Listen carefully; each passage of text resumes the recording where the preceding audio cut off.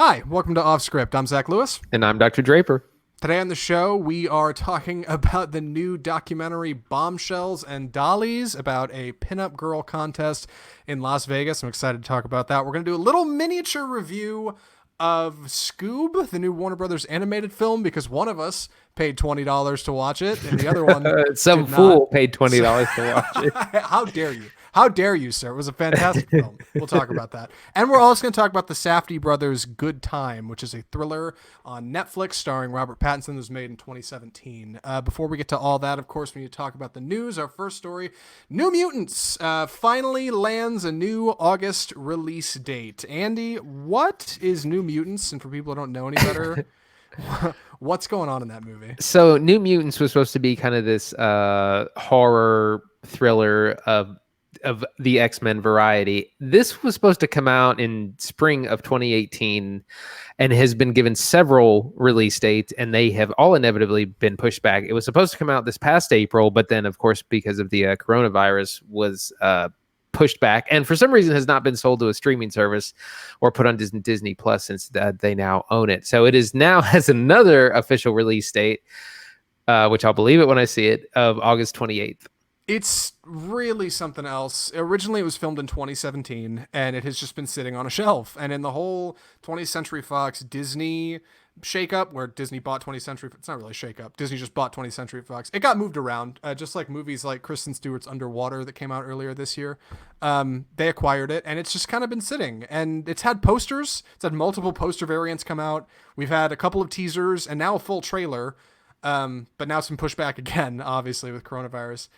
Why isn't this movie just on a streaming service? Like, why hasn't that happened yet? You know, I think a big part of it is just it's not quite like the Disney brand. Like, it's a little bit too adult for what you would put on Disney, and it's not really. I mean, they could put it on Hulu because Disney also owns a majority stake in that. But I just think it's kind of this attitude of it's old stuff, it's old Fox things. We own it. We want to make what we can off of it, but they want to kind of just move past it. They don't want it part of the Disney brand for some reason. Yeah, it's weird. And it was weird with Underwater. Like I said, we talked about that earlier this year. It was actually a pretty good movie. It's not terrible, but it was okay. And that just didn't get anywhere, and they just kind of buried it and didn't really market it. And this movie seems like it might be on the same track, that like this could be something better, but they're not really putting any money behind it, and they're not just putting it on Disney Plus, even though I think it's supposed to be a PG-13 film. Like, it's just weird. And it's supposed to be a weird movie, so I don't know what exactly that means, but when it comes out, you can know we're going to review it, right? Are you more excited or less excited about this thing now that it's been moved? You know, I finally saw a second trailer, and it looks interesting. It's supposed to be kind of more horror inspired, but it's still a PG-13 movie, so I'm not super excited about that. But I mean, the funny thing is, like, all these actors are so much older, like Anya Taylor-Joy and Game of Thrones. I can't think of her name now.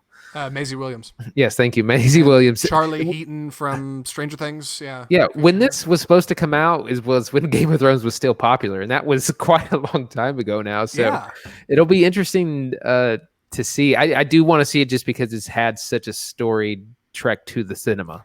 Right. Yeah, me too. Like, at this point, I got to know what's going on in this movie for my own sanity. And speaking of sanity, we need to talk about our next story. Luca Guadagnino to direct the Scarface reboot. For anybody who doesn't know, Luca Guadagnino is, of course, the director of Suspiria and a lot of other very strange experimental films. So this is a bit of a surprise. Not only did I not know they're making Scarface, but yeah. I was going to say he also did the Oscar-nominated Call Me By Your Name. Yes, that's a good point. In fact, Andy knows a little bit more about Luca Guadagnino than I do, and Scarface. What's the byline on this story, Andy? What's going on? Well, actually, I didn't read this in depth. I was just so excited about who's sure. involved. Well, okay, so it has all the names that you want. So Luca Guadagnino, who I really liked the Suspiria remake, and of course, Call Me By Your Name, which was also an excellent film. It's also going to be written by the Coen brothers, which I think is a really good sign, because Suspiria was a little bit too long. It did have some script problems, so I feel more confident in this movie. And I think I didn't read, maybe you know, if this is a remake of the 1983 film or is it a remake of like the original 1920s film? Yeah, I've got some detail here. It looks like the story's going to be like a Both. Okay. reimagining of both. Yeah, like the core immigrant story. It's going to be set in LA, so I guess that's not that far off. I forgot that Scarface is technically a remake. I always just know that Tony Montana, Al Pacino version from '83, the Brian De Palma film. I forgot there was a '32 version. Hmm.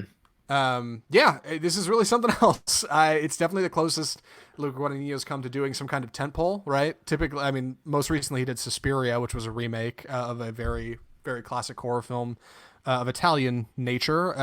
Call Me by Your Name was an original, so this is different for him. This is much more like foundational, something that already exists, big picture. Universal's obviously going to be putting some money behind this because Scarface is a big property for them. Yeah. So I'm definitely intrigued. I'm really intrigued that the Coen brothers are working on the script. Like that's strange, right? Yeah, it's we had talked about the death of the gangster epic with The Irishman, and now it seems that like it's kind of coming back. We just had actually the Capone biopic with Tom Hardy, which had some kind of mixed reviews, but yeah, this could be kind of just a new thing, and I think he's an excellent director. Great use of just how he shoots and use of things like music, and he's really good about developing themes, which you can see in his previous two movies. So I'm pretty excited for this. Yeah, I am too. We're gonna have to, I don't know, find out more as we go. Luca Guadagnino is also supposed to be directing Lord of the Flies, that's being made over at Warner Brothers. That's another thing on his plate. And then I read about a couple other projects he might be involved in. So for all we know, this could be just an example of somebody in Hollywood taking on like 6 projects because 4 of them will inevitably fall through, and this may not go anywhere. But considering it's got the Coen brothers and now Luca Guadagnino attached, like this is something. Something's probably happening with this movie, so stay tuned to Offscript for more. Our last story this week, we have some news about Christopher Nolan's Tenet. Well, not really news. News about Warner Brothers and wanting to release it and their requirements to get the movie to come out. Specifically, Warner Brothers won't release Christopher Nolan's Tenet unless 80% of movie theaters are open. The movie's supposed to come out in July, so that's a lofty goal. What do you know about this, Andy? So Tenet was supposed to be like the return to the theater. Like this was supposed to be the big blockbuster that everyone was going to go out and see, and that everyone like we hope the theaters would be okay to go to by mid-July. And we just really don't know that. They have theaters can open in limited capacity in a lot of places, but people aren't really going. You know, a lot of people don't want to be in a crowded room with 250 strangers or however many it is. So we don't really know what the theater situation is, and if not enough theaters are open, or if their capacity isn't enough, Tenet won't come out. And if it does get pushed back, it will get pushed back just 1 month to August. But if it gets pushed any farther, it probably will be like a Christmas release. Yeah, they'll push this back to like Oscar season because that's primarily where stuff that would have been coming out this summer, I imagine, will play.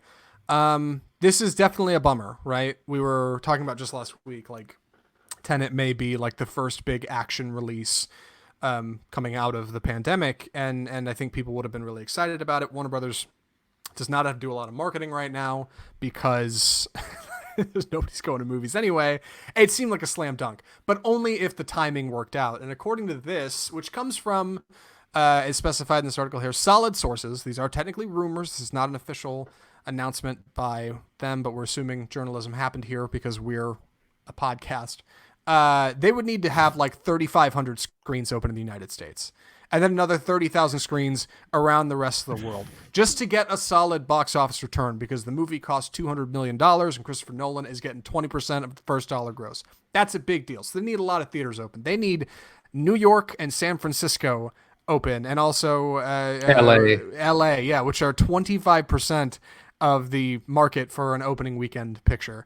And those are in places where like odds are things aren't going to be open. So this isn't any kind of official announcement, but it seems the odds are slim. They were hardest hit. I mean, LA, New York specifically were really pretty hard hit by the coronavirus, and so those are the theaters you need to open this up. And if they're not open, and I mean, that's only about 2 months away.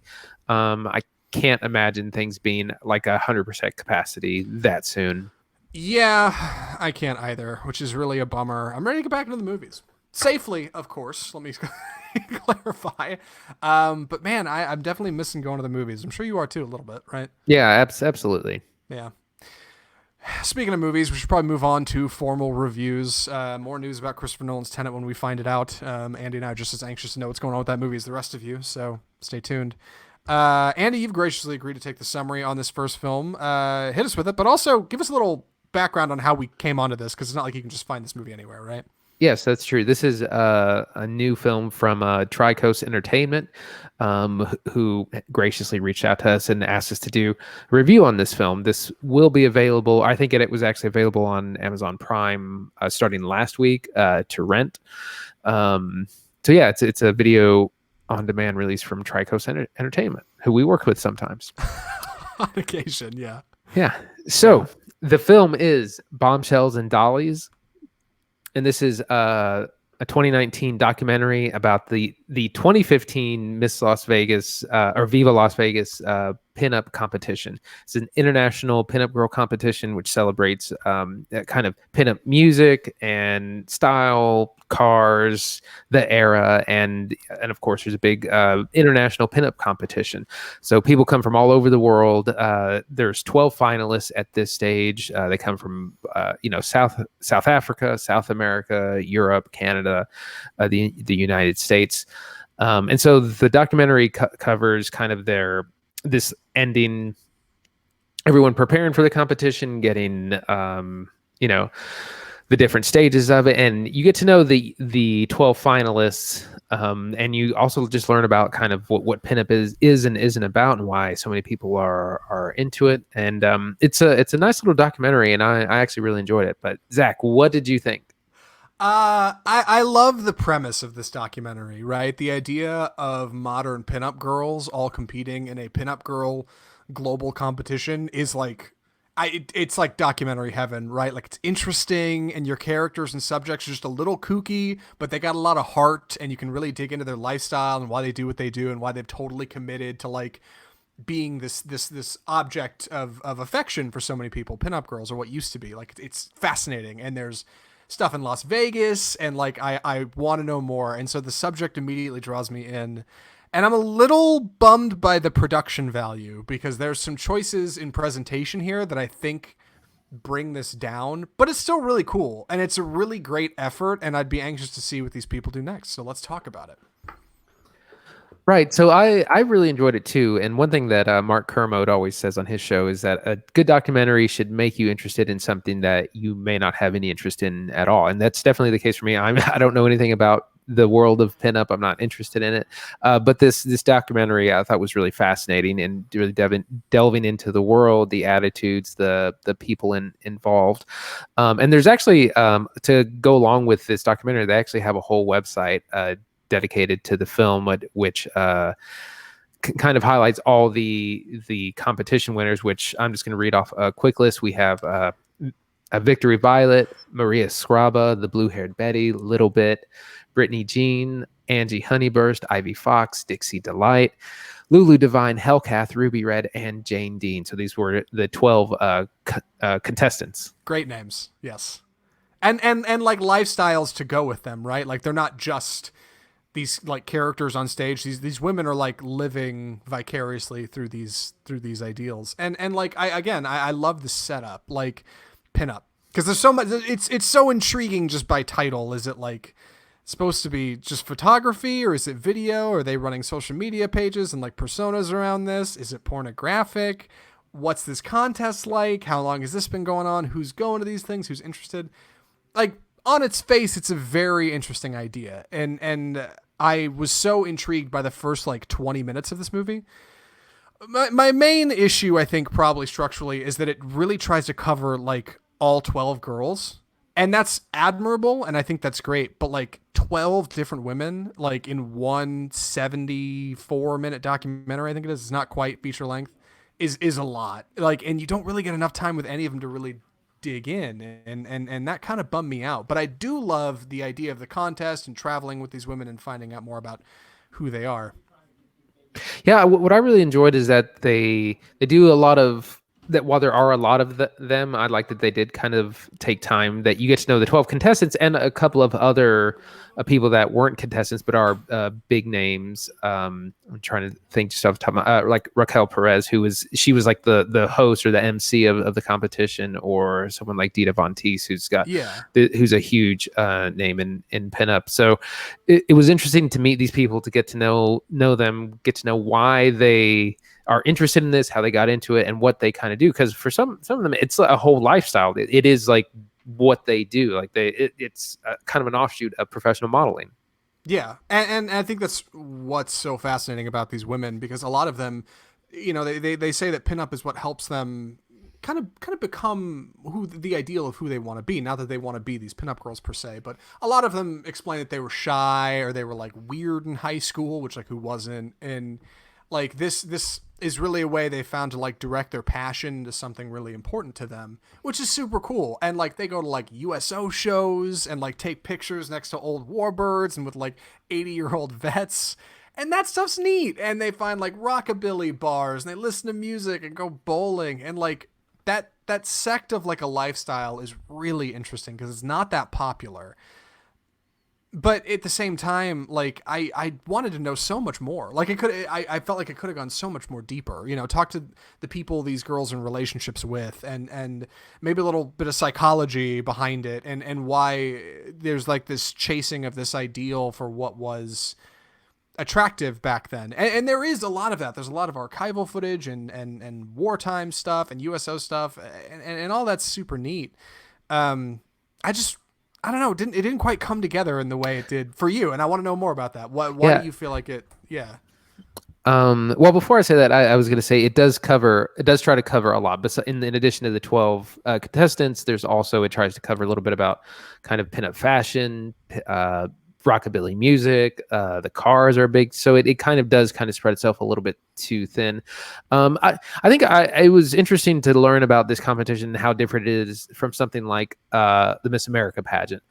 All these women look very, very different. They have completely different styles. It's also just more kind of accepting. They had different body shapes, body sizes were varied and much different from something like I said, a Miss America, where everyone has to be like stick thin, like bikini model. Yeah, I was surprised at how progressive this contest seems to be. Viva Las Vegas, Vegas is where it takes place, and you think of Vegas and you think of like old timey Vegas, which is what's so perfect for like this thing that they say in the movie. Everybody's kind of putting on a show in Vegas. Everybody's like playing a bit of a part. You're a gambler, or you're a traveler, or whatever. Everybody's kind of in on it, and this really ties into that, so it's the perfect place for it. And I had a point and I kind of forgot where I was going with Vegas, so I should probably hand it back off to Andy, and hopefully you can dig me out of this. I was going to say I really enjoyed the soundtrack as well, because like I said, rockabilly music is a big part of it, and you hear that throughout the whole thing, the whole documentary, and as well as they've kind of focused in on the music as well, and how that's a big part of both this competition and just the pinup scene at large. Yeah, and I know this is a lower budget production. You can just kind of see it in kind of the presentation and the cameras they use, and a little bit of film grain and some questionable cinematography decisions. But regardless, there's a ton of stock footage and like photos it cuts in between, and the music is definitely inspired. I wish they'd had some licensed stuff, but I know that's probably super expensive. My point previously that I totally forgot. This contest is like surprisingly progressive, which is really cool. Like you'd think being about something that's like 70 years old now, right? Like pinup art and pinup girls, it would be very old hat. But there's one specific woman of color in the contest. There are multiple people from all over the world. You don't have to just be from America. There are women with different accents. Tattoos are a section of the film that are explained as acceptable now, even though it didn't used to be. Like, it's really surprising and endearing in that way. Now, I'm sure there's problems, obviously, under the surface, but for the documentary, like the presentation-wise, it seems like just a really endearing thing to be a part of. Very positive, These women work with charity, and they really commit to like this lifestyle of trying to be a good person. And I think that's ultimately what's supposed to matter, not just looks, Mm-hmm. Yeah, absolutely. That was a little bit of a bummer. Each one of these women has, not each. A lot of them have like kind of a sad story, wherever they're coming from, right? Like I said earlier, that a lot of them are like were weird in high school, but more than that, some of them are like struggling with like some kind of like lifelong disease or illness. Others of them are like trying to raise money for their families, like. So that's a bit of a bummer, and in a way it felt a little bit like a reality TV show and a little less like a documentary that way, but at the same time, if you're going to cover 12 women, inevitably a couple of them are going to have some unfortunate happenstances, right? And that didn't feel necessarily out of place or canned. It actually felt super genuine, and I really respected that. Yeah, it was really candid in that way, for sure. Yeah. Any other thoughts? I hate to just move on. No, Yeah. I think I'm ready for recommendations. All right. Andy, would you recommend Bombshells and Dollies? Yeah, I would. It was a really well made documentary, and really interested me, someone who's not into this, which I think is a sign of a really good documentary film. There's obviously very beautiful women, but you get to know each of them and see their style. There's actually lots of great photography that's in the film that you see all their professional photos kind of displayed as they talk about them. And it's just, it talks about, like I said, music and fashion and cars and all that kind of together. So yeah, I really enjoyed it. Yeah, I think I'd recommend it as well. I'm not sure who I'd recommend it to. That's a bit of a challenge, but probably women who are looking for a little bit of, empowering media, because I think this does that very well. I don't think these women are I think they're in control of their situation. I think this documentary respects that. I think I definitely recommend it to fans of like rockabilly. I mean, it's certainly made for you. And for people who like going to Viva Las Vegas, you'll love this, because this is definitely your scene, and I think you'd be into that. So otherwise, it's pretty good. It's not too long. It's pretty harmless. I don't know where you'd be able to find it. Like I said, it will be available on video on demand on, I think, off Amazon Prime starting since last week. So it's been out for about a week. Oh, okay. Well, if you want to watch Bombshells and Dollies, Amazon Prime. If you want to know more about the pinup world and what that means nowadays, not too shabby, I think. Bombshells and Dollies. I do wonder, Andy, any idea why it's not just called Pinup? Because I went looking, and I'm assuming there's another film probably called Pinup that's got the title or something on lock. It's just a weird... I don't know. It probably sounds like I'm sure that they're in like the lingo or jargon that probably means more. Maybe. So it'd be like if you called it a skating documentary skateboard. Probably. Yeah, probably. I don't know. I like I said, it's a fascinating idea. The more I think about it, the more I kind of want to know more, and I think the documentary does a fine job doing that. And speaking of knowing more, we need to talk about our next film. Normally in the middle of the show, we would talk about some controversial news or something that's killing cinema in our Death of Cinema segment, or maybe even some trailers that are coming out. Instead, this week, we've got a mini review, which is not something we normally do, but we're going to try it out. The movie is, I should get the trailer up here, Warner Brothers animated film, Scoob. And Scoob is a animated film. Sorry, I'm trying to transition things around in this new setup, and I'm a mess. Scoob is, of course, a clever CGI retelling of the original Hanna-Barbera property, Scooby-Doo. We have our mystery gang, right? Shaggy, Scooby, Velma, Fred, and Daphne driving around the little mystery machine, solving mysteries all over town. Except now, instead of being in, like, the 60s, they are in modern day, right? We've got cell phones and LCD screens. They're still driving around a goofy old van, but it's a bit more touched up, and the whole movie is CGI. It's got a modern look. It's got science fiction feel. It's much more pandering to kids nowadays. They make jokes about Netflix, and it's very, very avant-garde. The movie is available on Amazon Prime Cinema Video for the low price of $19.99 to rent it for 48 hours. I could not convince Andy to watch it for the good of the podcast. 102 episodes, and this is how far my goodwill has gotten me. But fortunately, I live with a wonderful woman who wanted to watch it as well. I'm a bit of a Scooby-Doo fan, so believe it or not. So we watched it. And this is me reviewing it. Normally I'd ask Andy what you thought of Scoob, but you didn't see it. So I'll just jump in and try to be brief about this. Right. So before you get started, what was it like paying $20 for a rental? Walk me through that. It hurts. It's easy. First it's easy to do. You can do it on your phone. And we rented it on our phone. We went got takeout, and then on the way home she rented it, and then we got home on the Xbox and watched it, which is where we watch much of our stuff on our little Xbox One.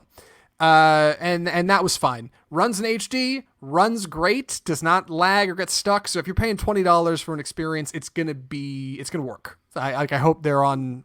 Amazon has moved their stuff to some kind of like primary servers or something. Like, because if it had been glitchy, I would not have had fun. But it worked great. It was right on the front page, ran fine. So Scoob, like I said, is the origin story of Scooby-Doo. That's what we're supposed to be getting at, and also Shaggy, who is much more of a kind of main character in this than normally. Normally in Scooby-Doo, your main characters are your top six, right? Your top five, excuse me, your main picks, the Mystery Gang and Scooby-Doo. Really, Scooby-Doo is the main character of the cartoon. In this, it's more Shaggy and Scooby. The two of them are obviously pals, and the movie opens with young Shaggy walking around on Venice Beach, because that's where they live. They live in California, next to Venice Beach.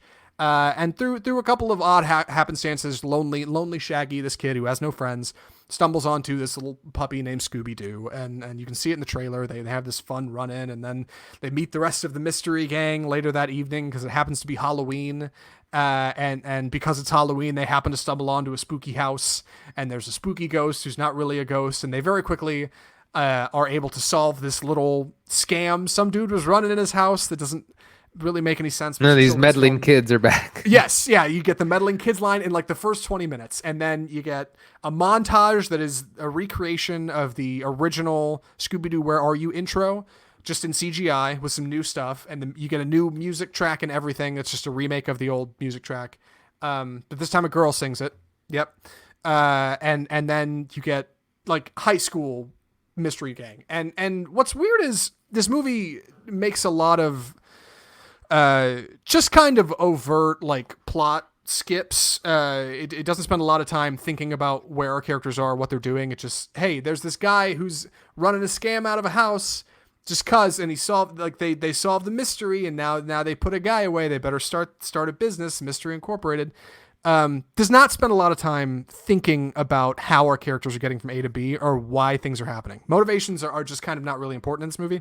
It's a children's film, and it does not waste time with it. Yeah.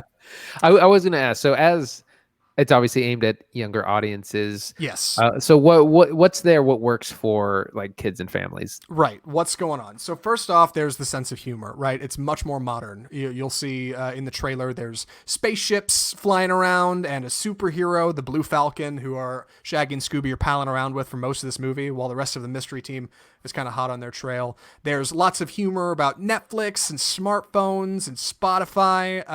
Ira Glass, the host of This American Life, the podcast, is in this film. Simon Cowell is in this film, like in multiple scenes, like an animated Simon Cowell from American Idol.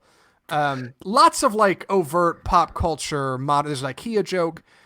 All of that is supposed to like modernize what's happening here, right? The Scooby formula.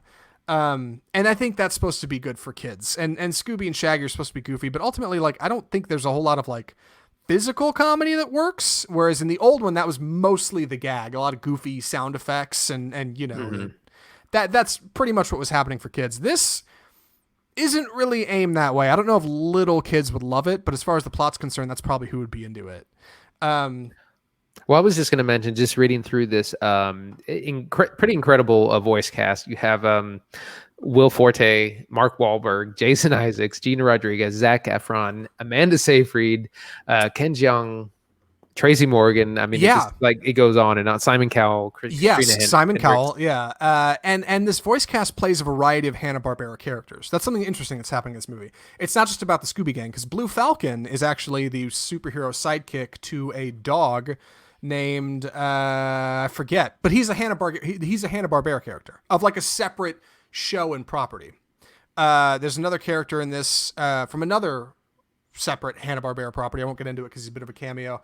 Our villain is Dick Dastardly, who is the villain from Wacky Races, which is a separate Hanna-Barbera property. So you get this interesting melding universe of, like, building. Yeah, of like characters from Hanna-Barbera cartoons just stacking on top of one another in what appears to be some kind of like universe building, or maybe just a lot of old callbacks for like fans, but there's a whole lot of like direct character draw from that, which is cool because you get very interesting, very diverse characters. Our villain, Dick Dastardly, voiced by Jason Isaacs, is fantastic.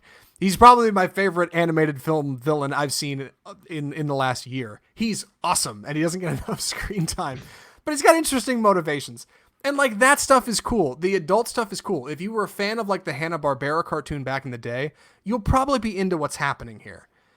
But at the same time, like it's not made for you. It's supposed to be made for kids, and it doesn't really find that happy place. It reminds me of the live action Scooby-Doo. It's not really made for either audience because it's trying to please both parties. Yeah, I was gonna say that those like you said, those pop culture references or like references technology, that's definitely for like the older crowds, for the parents. Yeah, but it's like a lot of that stuff is already going to be outdated. right. And some of, to be fair, and I should get into that, the things that really do work in this movie are the dialogue, because there's a lot of those like quippy, what am I trying to say here? One-liners really land. Jokes about Netflix and IKEA and stuff. They're actually kind of funny. Like they're actually pretty well written. So that's good stuff. The animation's really solid. There's a lot of, just as a brief side note, the lighting in this movie is really good. The animation lighting, and also the mechanical structures, ships, robots, buildings, all of that stuff is really well designed and really works great. And I was really impressed by that. So as far as presentation goes, it works pretty good. The lines are pretty funny. The plot's a bit of a mess, but you can't think too much about it because it's a kid's movie. Ultimately, it's not too shabby, I guess. And I should probably give a recommendation. Not too shaggy. Yeah, shaggy. Yeah, I should probably give a recommendation because that's what you do at the end of one of these. So would I recommend Scoob? Yeah, I think I would. Would you recommend it for $20? I'm getting to that, Andy. Okay. Wait, I think I would recommend this movie as a film. If you've got kids, if you're a fan of the old one, if you're looking for something for date night, it's a good time. I'd say Scoob is probably worth the price of admission. Is it worth $20 to rent at home? Maybe. I'd say one, if you have multiple people watching, probably. If you're by yourself, it's a little steep. Not. Well, Yeah. it is important to mention that this is the second film, in addition to last month's Trolls World Tour, to be released on video on demand, which was unprecedented. And again, Trolls World Tour made a huge amount of money on video on demand, which people didn't know if that would happen or not. And so it's going to be interesting to see how well Scoob does financially. Yeah, it really is. I don't know what's going to happen to it. When we rented on Amazon, I just had this sinking feeling, like navigating to where it was and hitting A to watch it. I was like, is this going to be just down 2 rows and free in 6 months? Like, it's just going to be on Amazon, but like, oh, you don't have to pay $20 now, because it definitely feels like it'll be available on streaming services relatively soon, right? I think what they would probably do is just drop the price, because if you want to still kind of respect the sanctity of like this premium content, say next month it drops to 15 or drops to 10. The month after that it drops to 8. After that it's like a normal rental, which is like usually like $3 or $4. Yeah. So I don't know. We'll see what happens, I guess. Hey, it'd be great if it landed big. Like I said, I'm a big fan of like the old school Scooby-Doo story and Scooby-Doo episodes. Like the first few seasons I thought were really clever animation for what they were. And, it'd be great if this got a little bit of love. Scooby-Doo has somehow managed to withstand the test of time as like an IP and a property, mostly in television. This one definitely breaks some rules as far as the original formula goes, but I'd love to see a big revival of the formula. I do like it, and I don't know if this will be the thing that does it, especially because it's not going to theaters now. But like clearly, they put some money into this. They got voice acting that's really solid. They recast Matthew Lillard, which I think was a huge mistake. Like clearly, Warner Brothers was like intending for this to be something more, and this is a big rebrand for it. So we'll see what happens. Like I would bet this gets adapted into like a obviously lesser quality CGI television series, where they just pick up like with these characters where the movie leaves off. I don't know if they'll get a second one. We'll see how it performs. That'll be it.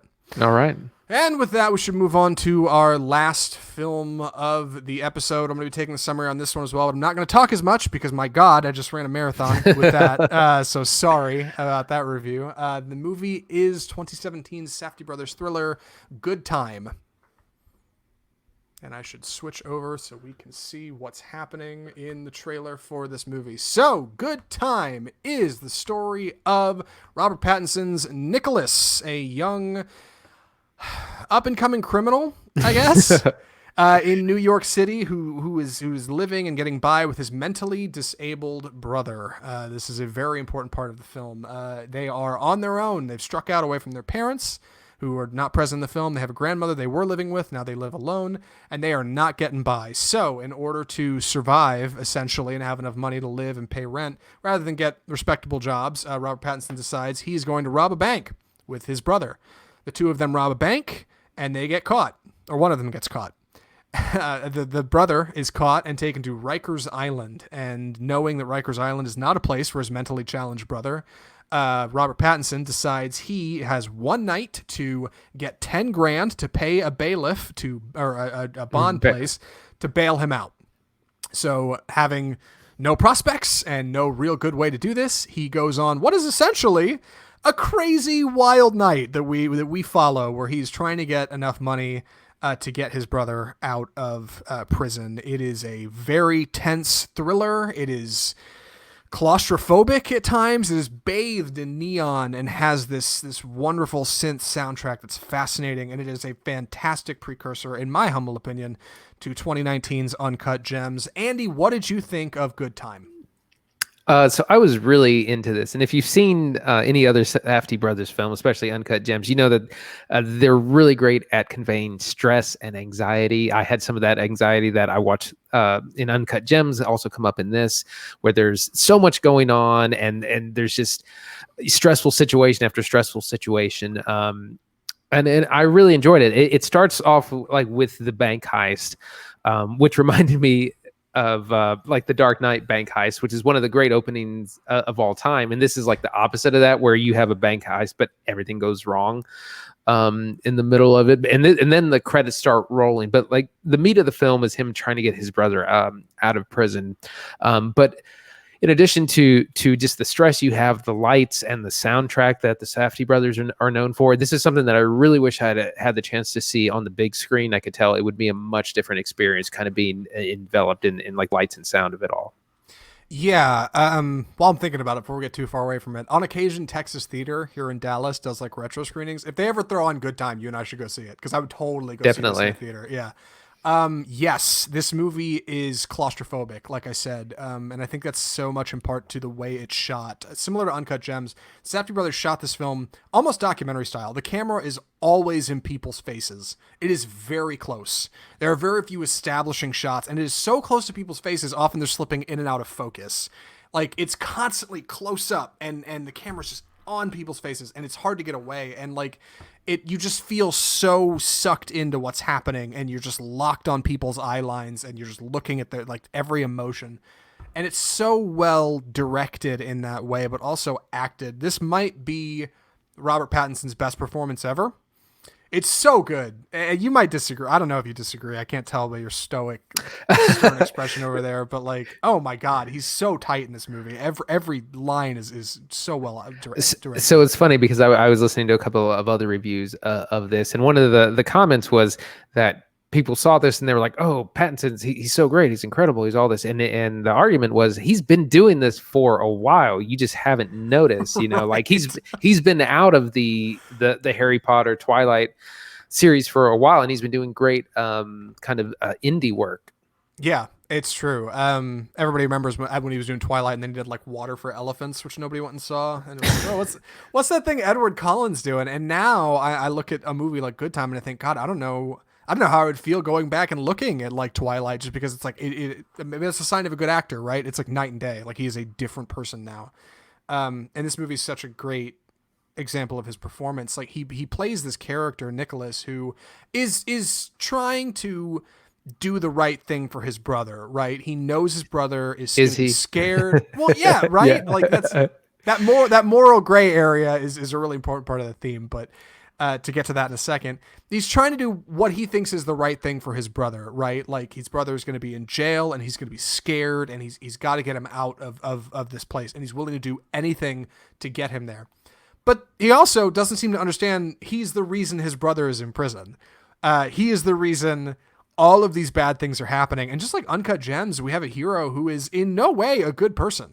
He's not the good guy in this story. He's just kind of a bad dude all around. He is willing to screw people over and lie and cheat and steal and manipulate and break somebody out of prison for really what are his own selfish actions, because he's alone and he doesn't have anybody else, and anybody else in his life he's kind of lying to or cheating from or stealing. But he's got his brother who he seems to genuinely care about. Seems to. Yeah, maybe not though, right? What I was going to jump in and say is that he's like in Uncut Gems, Adam Sandler's character Howard, Robert Pattinson, who plays Constantine, or Connie for short. He's incredibly unlikable. Like he's a schemer, he's a manipulator, he's a gaslighter. He's constantly scheming. He's getting in and out of, talking his way in and out of situations. There's a good, and this movie kind of upsets expectations or subverts expectations in a couple of ways. He has this weird relationship with Jennifer Jason Leigh's character, where she's clearly like his sugar mama, and she's like, good 25 years older than him. Yeah. And he kind of tries to manipulate her into posting the 10 grand for the bond, and we get a really great scene there. But that's one of those kind of flip the script moments, because in a lot of films that would have been flipped. You would have had a young girl trying to gold dig some older dude, and so this flips a lot of things on its head that way. Yeah, it does. You're right, and I think the presentation of almost like a MacGuffin character in the brother who's mentally challenged, who's in Rykers Island, who's only in like 4 scenes in this movie. He's at the beginning and then a little bit later. That's it. Like, he's not just like ever present. It doesn't keep cutting back to him. You get him at the beginning, you get him getting caught, and then it is exclusively following Robert Pattinson's character the rest of the film. He's completely out of sight, maybe even a little out of mind, and I think that's fascinating, because our character, who he's trying to get out of prison, is so innocent in what's happening. Like, he's a victim of like nature versus nurture, right? Like, fundamentally he's not a bad kid at all, but because of his brother and the way he's been brought up, he seems that way. And the few scenes we get with him, he's played by Benny Safdie, who's one of the directors of this film, also one of the Safdie brothers, right? He's fantastically acted. In the opening scene, when he's sitting with the therapist and talking to him, he just kind of has this little subtle breakdown. And again, the camera's so close on their faces. It's all you can see. You can't even see the room they're in. It's like heartbreaking. Like, and Benny Safdie has not acted, as far as I know, in anything else since, and doesn't seem to have a desire to, which is really a shame, because he's really good at it. It's just so well performed and so nuanced, and it plays so good. This kind of stumbling, bumbling character who doesn't really understand where they're at, against Robert Pattinson's absolute manipulator, who is all about getting what I want all the time. And the two of them just make this fascinating like dichotomy of character that really makes Pattinson's journey feel like it's motivated for the right reasons, but it totally isn't. No, yeah, absolutely. You have two characters on wildly different ends. One is probably like completely pure, because of his mental state. He doesn't know what he's doing is wrong. He's like, he can't know. He's, and then obviously Robert Pattinson, Constantine, is just, like I said, they rob a bank at the beginning, and that there's lots of other manipulations he does throughout the film to try to get out of this. And it's really kind of impressive how he gets in from one situation to another. He tricks this person into letting, let me borrow your car, let me stay here, drop me off there, let me borrow your phone, all these things and they all seem a little harmless initially, but they're part of like schemes and scams, and it's just a lot. Right. He never helps anybody else. It is always, what's in it for me? What am I getting out of this constantly? And to be fair, it is a night of thrills and chills. Like, it is not just like a one-off thing. Like, it is progressively getting deeper and deeper and deeper into lies and deceit, in the same way Uncut Gems does. Like, it's this really clever roller coaster kind of thing, a really big drop kind of format that the Safdie brothers have kind of developed here and maybe perfected with Uncut Gems, where like you're just going down further and further and further, and like you just keep sinking to new levels of lies and manipulation until ideally in one of these situations it all comes crashing down, and it just keeps you in this line of tension where you don't know where it's going next, and you don't really know what the plan is until you're halfway through it, and by then it's too late and your character's in some horrible position and the cops are knocking at the door, and what are they going to do? And it's just so nail biting, man. Like, I get stressed out watching. I felt like after I watched this movie, I needed a stiff drink and a cigarette. I was so stressed out. Same as Uncut Gems. It's crazy. Yeah, and it's really interesting how the Safdie brothers create that tension. And it's as simple as after they rob the bank, they kind of run through a few stores, and then they get to where their pickup, their whoever's driving the getaway car is supposed to be, and that person isn't there. And they're on their phone, they're calling, they're like, where is he? Where is he? And they're trying to get ahead. And he's like, just around the corner. And it might be 30 seconds of waiting, but it feels like an eternity because you're just like, where's their getaway car? Where's their getaway car? What are they going to do? Yeah. Yeah. And there's so many instances of that, of like things are about to fall apart if something doesn't fall through right now. And it just, at the last minute, it does. And a lot of times it doesn't, but he manages to kind of slip out of the situation anyways. Yeah. And the Safdie brothers have figured out this brilliant way to present New York City, which seems to be their favorite place to make films, with just this level of like grime and scum, but presented in like a beautiful fashion, right? Our criminals are criminals, and they are doing bad things. They're robbing banks. They are trying to break people out of prison. They're doing drug trading at one point. There's sexual activity in this film. Like, there's all kinds of bad stuff going on. Yeah, you don't get... Yeah.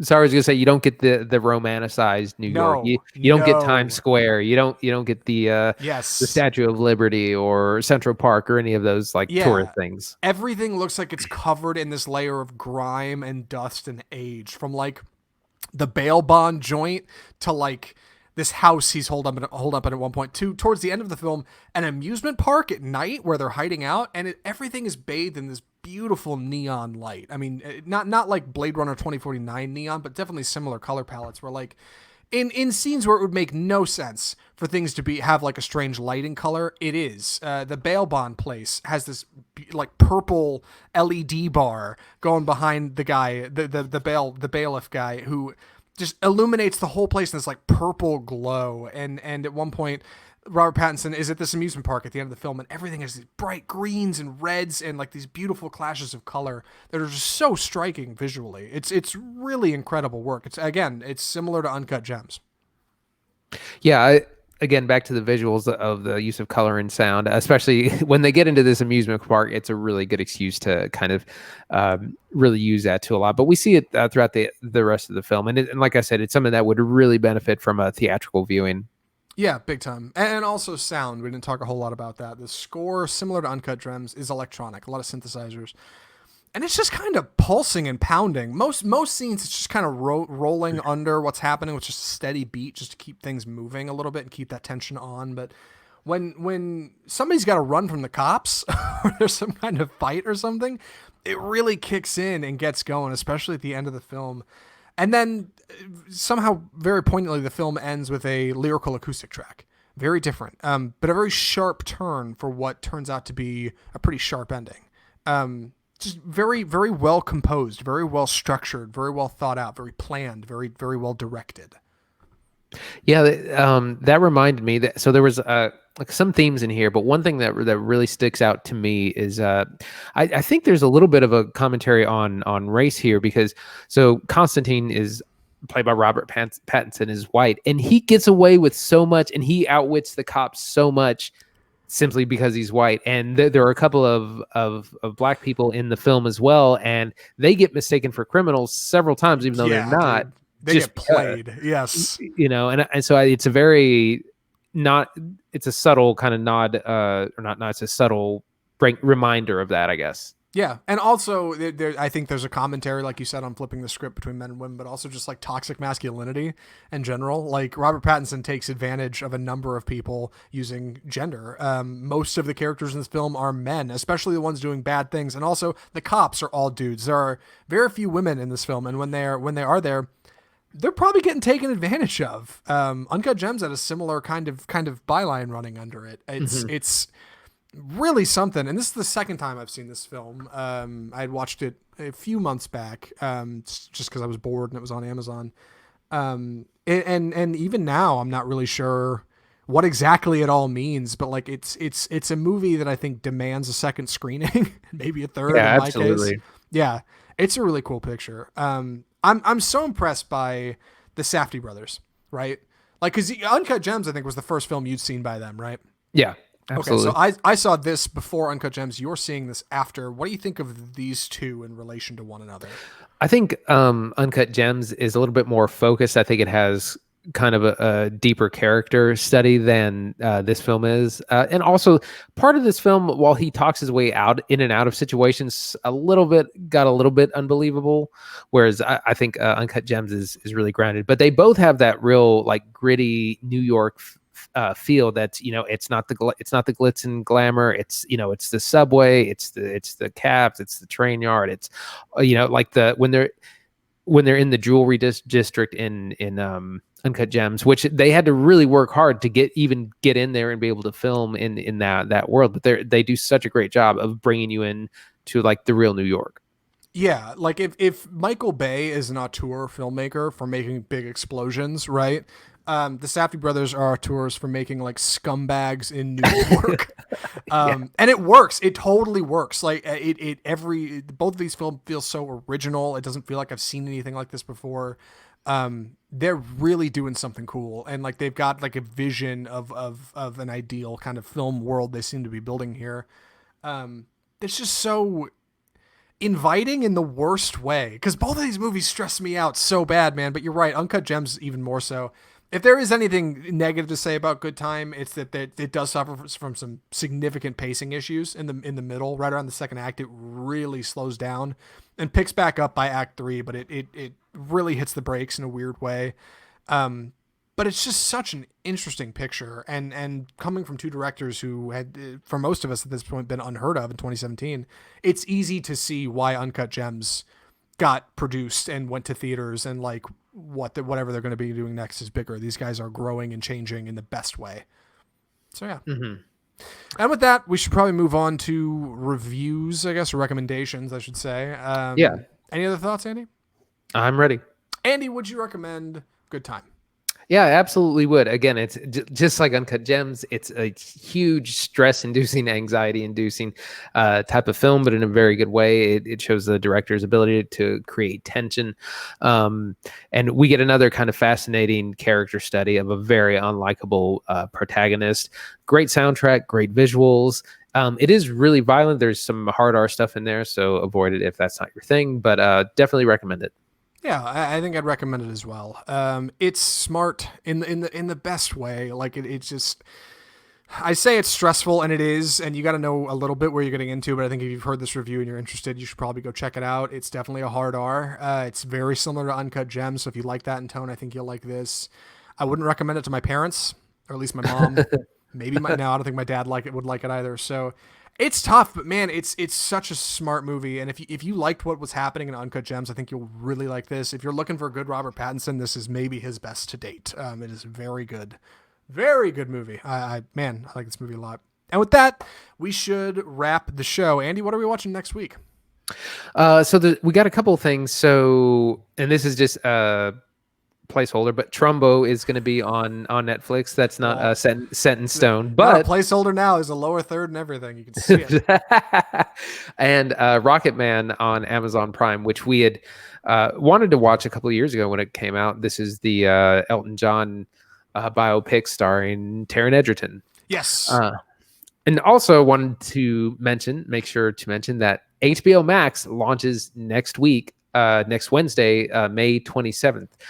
So if you have HBO Go now, if you have a subscription to that, you're automatically going to be rolled over into HBO Max at no extra cost, no extra fees. It's going to be the same price. Same thing if you have an existing subscription, I think, and if you have it through like your cable provider. Yeah, I'm excited about HBO Max. It's always cool things in movies always seem to happen the day after we record the show. I don't know why that is. Yeah, every time our episode comes out Tuesday. So next week we'll be watching probably Trumbo, definitely Rocket Man. And then Yeah. we'll talk about HBO Max the week after. That's the only way we're going to have to do this thing. I'm sure we'll watch something over there just to see what the platform's like. But I'm And excited. that's actually going to open up our the number of films available, because HBO kind of has a little bit smaller selection compared to a lot of other streaming services, and now they're going to get a lot more from the Warner Media Library. Oh, man. Speaking of, I made that joke during the Scoob review that it was probably going to be on Amazon. It'll probably go straight to HBO Max. It's Warner Brothers, right? Like that's their thing. That's where they're going to put stuff. All right, well, that's where you can probably end up finding that in 6 months if you don't want to pay $20 now. With that being said, we should tell people where they can find us. If you enjoyed the show, you can find us on Facebook. We're on Instagram. We are doing a little bit more video work now. There's a chance you're watching this on video right now. So if you are, hit the follow button on whatever page you're watching this on, be it YouTube or Facebook. We're putting out clips as well. So follow us on Facebook at Offscript Film Review for more.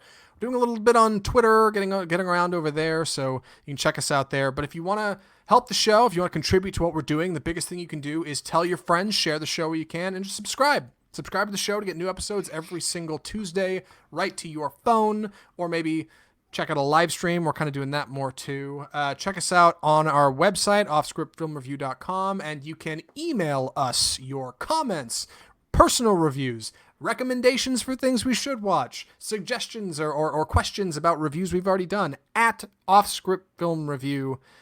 Sorry, almost had that so perfect. Mail at offscriptfilmreview.com is where you can email us any questions. Mail at offscriptfilmreview.com. I think that's it. I think that's the show. That's the show. Perfect. Andy confirmed that is, in fact, the show. From all of us at Offscript, the home of bold cinema, I'm Zach Lewis. And I'm Dr. Draper. Thanks for listening.